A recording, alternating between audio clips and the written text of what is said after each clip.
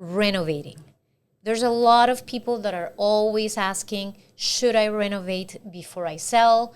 Should I renovate my house while I'm living there for potential future resale?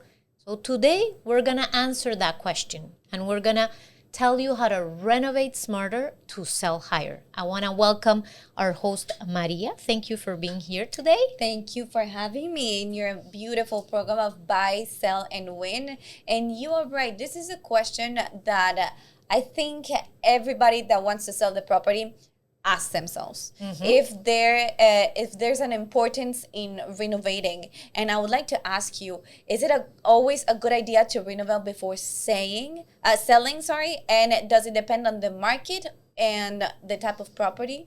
Absolutely. So the answer is basically it depends. So it depends, like you're saying, on the type of market. Like now we're in a seller's market. Is renovating really crucial before you sell? Not really. Depends. If you have a house, you're most probably going to find buyers. Also, another thing, it depends on the price point. It depends on where you're located. If you're located in an area where you sell, where the price point is really, really high, it's not really pertinent to renovate, because those people that can buy houses that are, for example, $2-3 million, they always want to customize their house. So whatever you renovate, they're just probably going to bring another container and throw everything out. That's a good point. I never thought about it. Yes. Now, neighborhood standards. If you are buying a property in a neighborhood that typically all the houses are from the 80s and the finishings are original, it's not going to make a big difference to renovate your house because you're probably not going to get the money back. Another thing is it's important to know what type of renovations to do. Now, if you are in a buyer's market where the buyers are really picky, they can choose, renovating is going to be wise, because they're probably gonna choose your house because it looks better than the other one. But now, today in 2026, in a seller's market, I'm gonna say that big renovations are not required. I'm gonna say that small little things that we're gonna talk about, yes, those are always recommended. And how about how should sellers think about return on investment before deciding to renovate? Because that's a big point into renovation before selling. How do you decide that? Okay, so that's important. When you're going to renovate, and especially you're looking at potential resale, you have to forget your hat of homeowner. You have to think as an investor. Okay. For example, you're going to renovate a bathroom. Do not put a $3,000 toilet because you're not going to get that money back. We spoke about it in another episode where I told the story of a client that had decided to renovate her shower and make it a disco shower. She was a DJ. That was good for her. That was amazing. But it was a $50,000 disco shower in a 2-bedroom condo. No, you're not going to get your money back. Things that are very personalized. If you are selling a house that's $600,000, do not put faucets that are, gold faucets that are each faucet is $1,000. You're not going to get your money back. So you have to think as an investor. You have to think that it's important to renovate with good quality materials, but don't make them too personalized and don't overspend in certain things. Now, if you want your $3,000 toilet, that's okay. Do it. But understand that this is something that you want. You're not going to get your money back, but it's going to give you comfort. And you can decide, like sometimes we decide to spend money in very expensive shoes or very expensive bags. $5 bag compared to a $1,000 bag it's going to serve you the same purpose, but you decided that because you like that. So in renovations, it's very important. Try to avoid trendy colors. Try to avoid, I had, for example, a property where the kitchen was red. It was a property we bought. Okay. When we saw the property, we loved the kitchen. But we knew that at the time of the resale, it was not going to be that popular. Okay. And it wasn't that popular. So, so try to avoid very trendy colors. Try to stay on earth tones, white, or if your property is really small, for example, don't put dark colors. Don't put a black kitchen. Don't put very dark floors, because you're going to make it look smaller. Even if you spend, I don't know, $50,000 in beautiful wood floors, but they're all dark and you have a small property, well, you're going to lose your money. And talking about trends, because I feel that it's very important, and I've seen it too. There are many house aesthetic trends. Is it important to follow them in the moment of selling? Again, I'm going to say that you can incorporate a little bit of the trends, but the main investments, you should try to keep things classic, clean.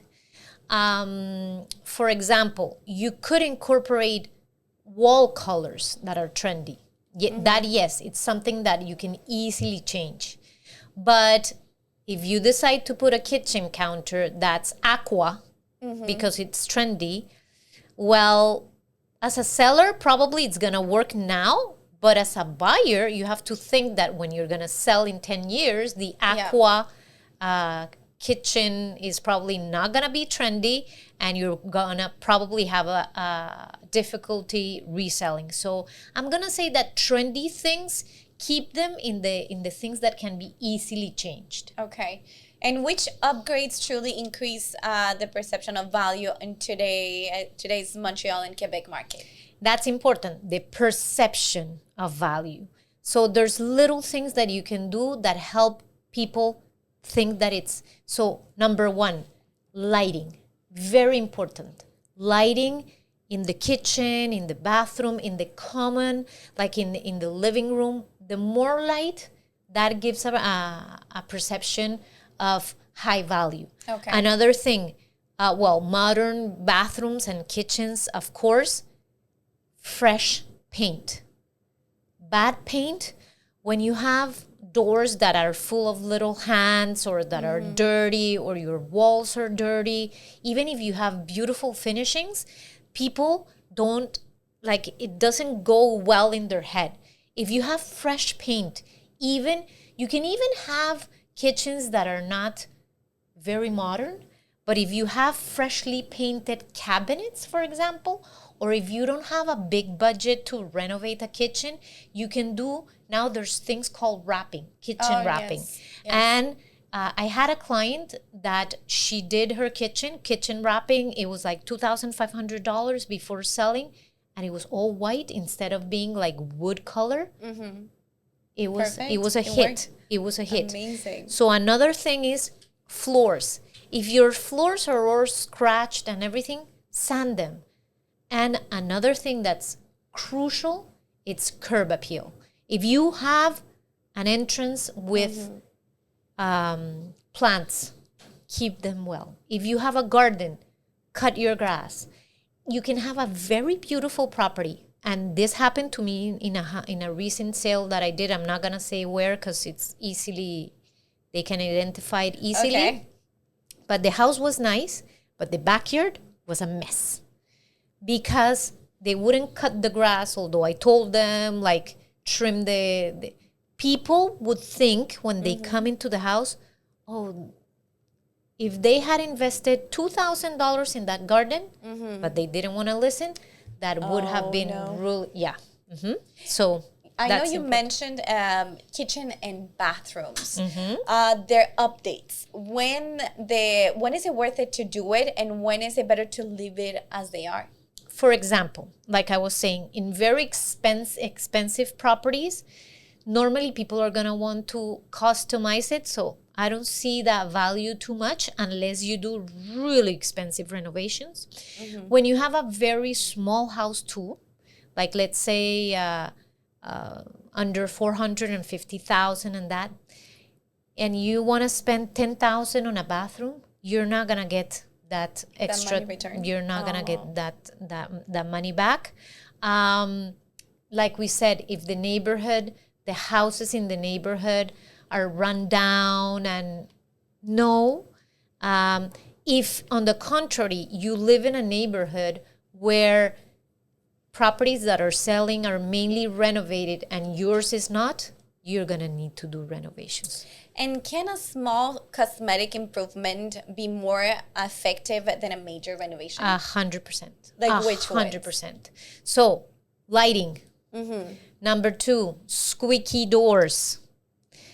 3, even light bulbs. When I say lighting, like try to get uniform lighting, not yellow light bulbs, white light bulbs, like uniform lighting. Painting. Painting has the highest return on the investment. If you have like the light bulbs, like I was saying, change them. Doors, clean them. Clean your property like before selling. If you are a big family and you have kids and you don't have time to clean too much, please invest in a deep cleaning and you're gonna see the difference. Smells, like open your windows, let the house breathe. Bad smells in a house, really, like small things like daily maintenance things, they pay off so well. Another little or other tips that are not about renovating but are about homestaging. Like, please put in the garage everything that you do not need. Remove as much personal pictures as you can. Remove things that like try to have the least amount of furniture so spaces look big. Please try to not have furniture that it's all scratched by the dog, by the cat. Like if they are, try to cover them with a little bit. Have some fruits, have some flowers. Like there's little tips here and there that can really influence that perception of the potential buyer. You know what, now that you mention painting the property, it's so important and people don't even consider it. Yes. For example, I have my parents that they own a property, but they rent it. And every time there's a new tenant, they put fresh paint. Yeah. How important is that? It's so important. Look, sometimes when I get mandates to sell or even to rent, and the property is like the walls are not clean. Sometimes I tell my clients, look, it's better to let the current tenant leave and then like clean everything and put it in the market, because sometimes because the current tenant is so messy or because it's dirty or because the bathrooms are dirty and that, it's really difficult. The minute you clean it up, you remove bad smells, you paint it, you rent and you sell things so quickly. So yes, that's very important. And what type of renovations are usually a mistake because the investment isn't recovered? So like we were saying, over customized renovations. So disco showers, very expensive toilets. Is that common to have a disco shower or what? That's over customized finishes. Very high-end finishes in medium income neighborhoods. So you don't want to put $50,000 or $60,000 kitchen on a $500,000 or $600,000 property, because you're not gonna get that money back. Same thing, if you have a house in Westmount, do not put an IKEA kitchen. No, you have to put a kitchen if you want to sell higher. If not, just leave it as is. Well, and now that you mentioned neighborhoods, how important is that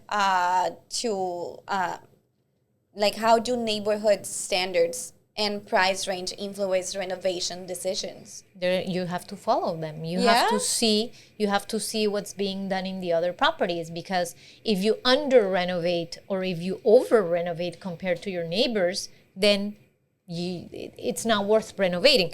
But I wanna add other renovations that add no value, and that are really important, is converting livable spaces into storage. For example, you have a bedroom and you decide to turn it into a walk-in closet. Okay. Big mistake. You have a garage and you decide to convert it in, eliminating livable space. Okay. It's a very, very big mistake. Another thing, and this I'm sure it's going to surprise you, above ground pools. Please, if you think an above ground pool is going to add value to your property, it's not. It's a hassle. Explain me why. People hate it. What? People hate it. People that have kids are afraid of it. People that don't have kids, it's a hassle. Like, if you're going to do a pool, you're going to have to do an underground pool, and you have to fence it. Or inflatable one. Huh? Inflatable one. Inflatable one. Might as well do an inflatable pool. But the above ground pool, when you do a comparative evaluation, Yeah. it adds zero value. It's an inconvenience. That's new. I didn't know that. What about spas?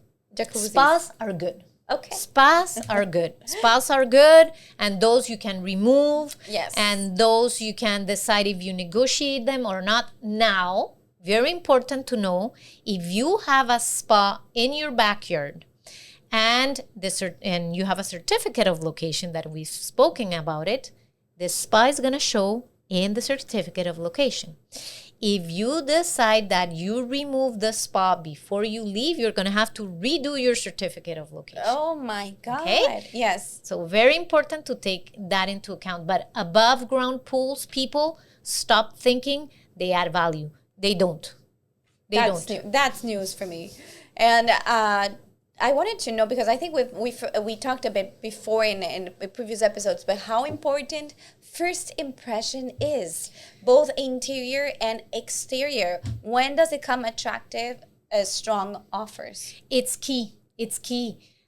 When you have a beautiful curb appeal, a beautiful exterior, and also when people come inside and it's clean, it's fresh, it doesn't even, like I'm saying, it doesn't even have to be the most renovated property, but it's clean, it's fresh, it's well kept.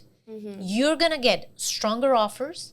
You're going to get them way quicker, and there's going to be less negotiation, because the perception, people fall in love automatically with the property.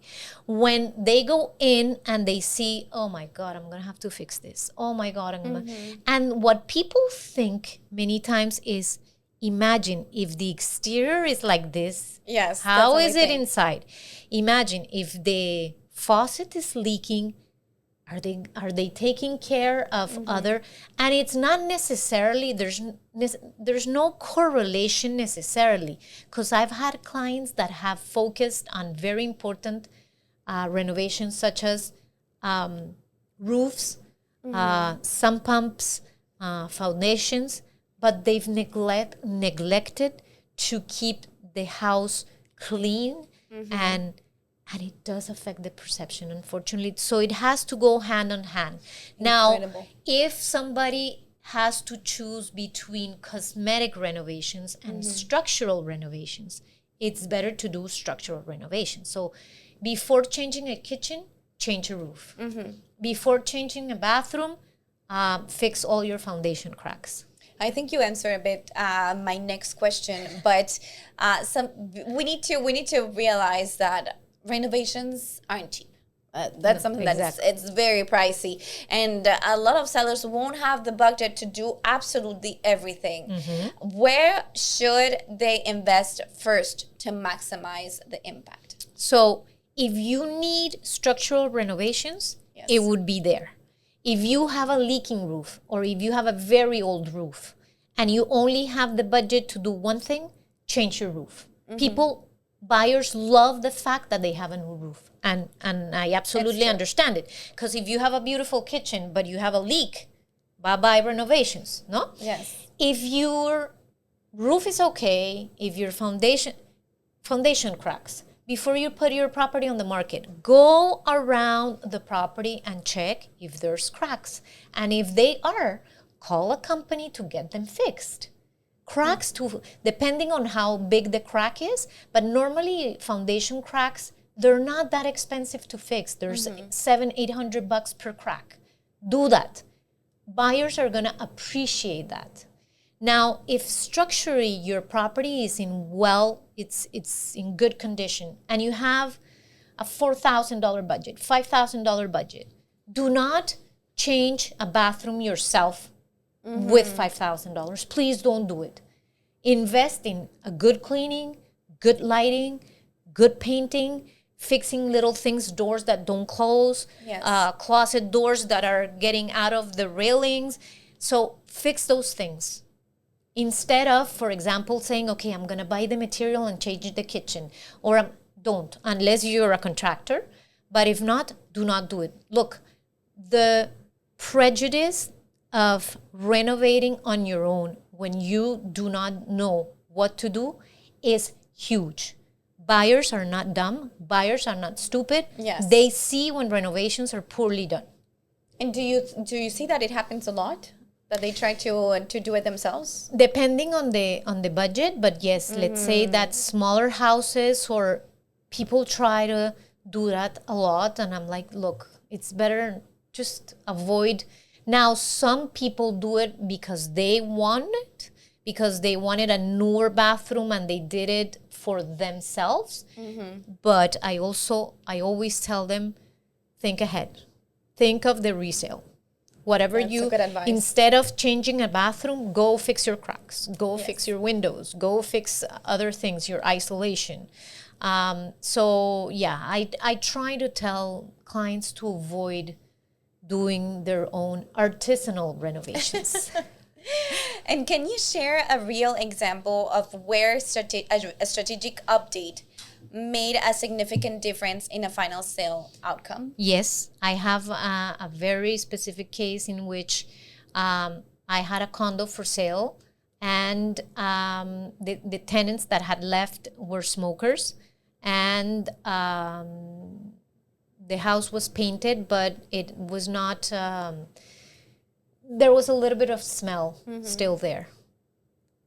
Not one offer. The minute that we brought in a team to clean, like we decided to open all the light fixtures because the smoke goes up. Exactly. So all the light fixtures, get that clean, change the light fixtures, do a treatment on the walls to remove the smell.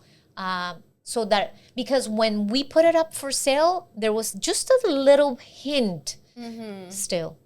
Yes. When we did the treatment, we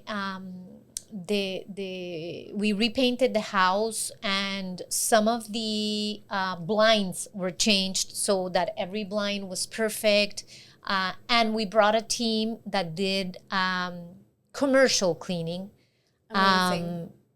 Within 2 weeks, we got an offer almost at full asking. Amazing. Simple, small things. Simple, but small important. Things. Yes. I think in that case was very important. Yeah, it was very important. I've also seen cases in which, because the garden did not look good, and we did an investment, or the clients did an investment in landscaping, nice grass, a couple of plants, some exterior staging with furniture, nice umbrella, and that. Amazing. So sometimes it's not about how big the investment is, it's how strategic the investment is. So if you don't so before renovating, because a lot of people, like, we're gonna try to summarize a little bit, a lot of people think I always have to renovate before I sell. No. Think about, are you in a seller's or a buyer's market? Are the properties nearby selling? Are they renovated? And what budget do I have to renovate? Because if you don't have a lot, it's better to do small little things that are gonna give the perception of a higher value. And sometimes when you don't know those things, do you think that before putting your property in the market, do you think that it's better to contact someone that knows to be able to Absolutely. see where their priorities are? Absolutely. You can contact a real estate broker that's going to help you, or if you're going to sell on your own, or contact a homestager. Homestagers are there for that. You pay a consultation that's probably, I don't know, $250. They come, and if you don't want the person to take care of the homestaging, that person can tell you, look, paint that wall this color, change this light bulbs, move this, remove this. And it's an excellent investment. And if you have enough money for home staging, they can even change your furniture. Like you rent your furniture while you sell. It is way more expensive, but it depends on the budget and the type of property you're selling. But if not, do a consultation with a homestager. Is the best investment you can do when you're going to sell your property.